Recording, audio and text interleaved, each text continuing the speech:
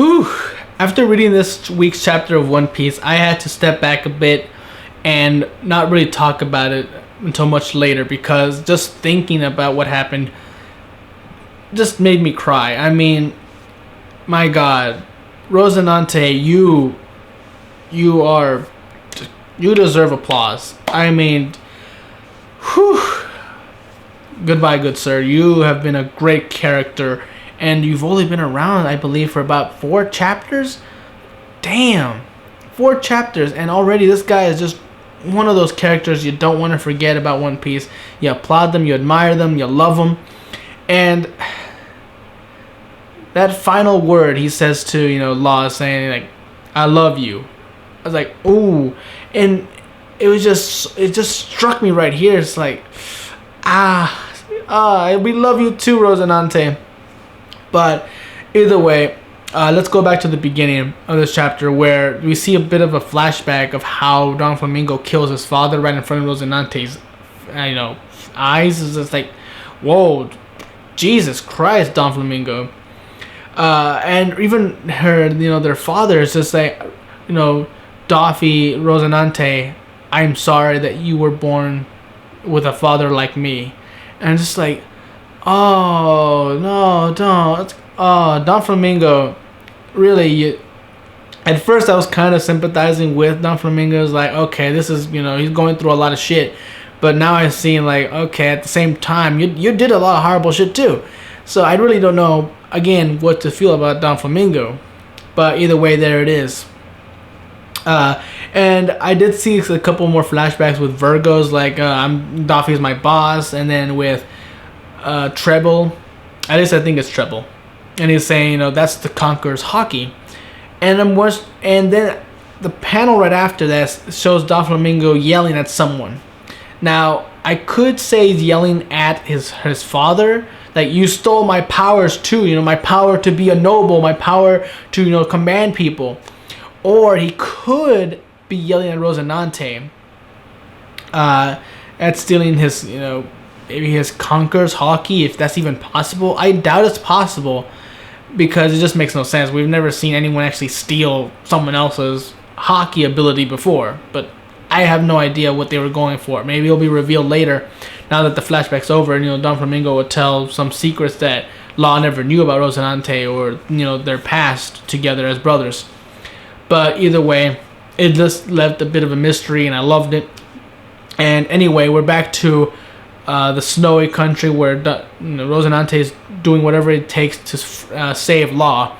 And at first I'm thinking, like, okay, wait, what they're doing is focusing on these pirates that formerly held the Ope Ope no Fruit. And then they're yelling at this kid, Dory, who is supposedly the strongest within the pirate group there, and he's running away from the birdcage. He was outside for some reason, and he runs away, and we later find out that he was found by the Navy and brought onto their ship. Now I have no idea who this Dory is, if he's gonna play an important role later, or if he's someone we already met, but there it is, Dory.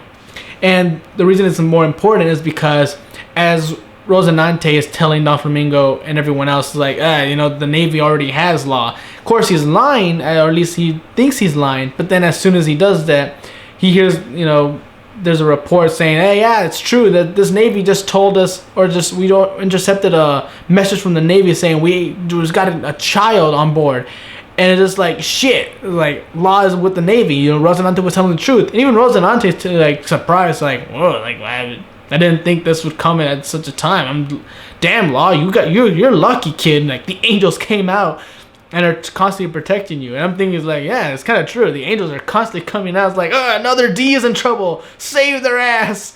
It's like, wow, the angels must be working overtime, because from what we know of anyone with the D in their name, they're constantly putting themselves at risk. It's like jumping into situations that could end up getting them killed, but they always come out alive because they're just that damn lucky. Now I'm thinking, if there are angels coming out saving their asses, like, those angels must be tired as hell. It's like, damn it, why are all you D's constantly putting your lives at risk? Stop it. You're meant for a bigger purpose than dying like this. But either way, there it is.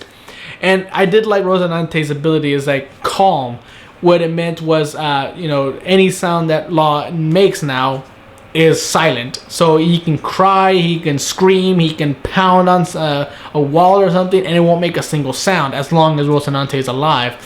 So, of course, when Don Flamingo kills Rosinante, God, that was a gut-wrenching scene right there. But when he kills him, they just leave him there in the snow to die. Thank God they did, because Rosinante was just holding on to what little life he can, so that way his ability can keep working until Law can escape. And it worked out, because he's hanging in there for, I'm guessing, 30 to 45 minutes until Law can actually escape from the chest that he put him in, and escaped. But right before Law could escape, like fully from the island or from earshot of the Don Quixote pirates, he starts, the Rosinante dies, and he's buried in snow. It's just sad, he doesn't even have a proper grave, I assume, and it's just gut-wrenching. Again, like I'm saying, this chapter was hard to just read all the way through, because sometimes I had to stop and tear up a bit. But anyway, he dies before Law can actually successfully get away from the island. But thankfully, like I said, the angels are coming out of the heavens to save this kid's ass. And the Navy battleships see Don Flamingo. It's like, there he is, shoot him. And I like how Don Flamingo, gets close by, saying he might have to sink their ship. But as soon as he realizes it's Suru's battleship, the old lady we've met before, he's like, oh shit, it's Suru, let's get the hell out of here. And I'm thinking, like, oh my god, how badass is Suru, that this old lady, that even Don Flamingo is scared shitless of her, is like, oh damn, we can't take her down, let's go, what's wrong, we got no choice. So I kind of excited as to meeting this old lady now. I was like, whoa, how strong is she? Because if I remember, her ranking is more information wise, like she's working behind a desk more often than not. But how badass must she have been back in the day? Maybe she's just as badass as Garp, who knows. But either way, of course, they shoot cannonballs at the island that the Don Quixote pirates are staying at, while they're piling on the treasure. And as soon as the cannons hit the island, it's the same time that Rosinante dies, meaning that Law is crying his eyes out. But again, the cannonballs are blocking out all this noise that Law is now making. So again, like I'm saying, the angels are coming out, protecting these D's. But again, this episode was, it started off with opening a bit of a mystery, like as to more information as what happened between Don Flamingo and Rosinante, and it just all the way through after that, after the first page, it's just nothing but gut-wrenching emotion. It's just like, damn, like, I had to stop every other couple pages because I just couldn't keep reading without tearing up a bit, knowing what's gonna happen. And it was just sad. I mean, Rosinante, you are one brave man. You are on the Hall of Fame of One Piece characters. I mean, damn. And I don't know where this is gonna lead for Law, because as far as we know, he shares a lot of similarities with the Straw Hats. With the backstory, the past, the mentor figure, and all that stuff. It's just like, and even a villain that needs to be defeated, with the assistance of Luffy. So really, I'm a little worried that this might lead to Law becoming a crew member, because I don't think it should work that way. I think they should remain frenemies, like some similar to what Goldie, Roger, and Whitebeard were to each other. Because while they did respect each other and like each other just fine, they still had to fight each other every now and then. And I think that's the kind of relationship Law and Luffy seem to have best be suited for. So I'm really hoping that's what it goes into, because Law becoming a crew member wouldn't seem fit right with me.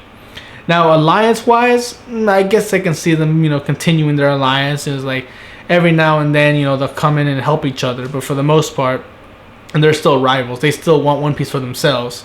But either way, this chapter was just emotion, and damn good emotion. Oda's always been good at making us cry when he really needed us to, and this is no exception. Rosinante, I salute you, man. You're an amazing character. We're never gonna forget you. I'm never gonna forget you, at least. Anyway, until next chapter, I'm Tony Dragon. Bye bye.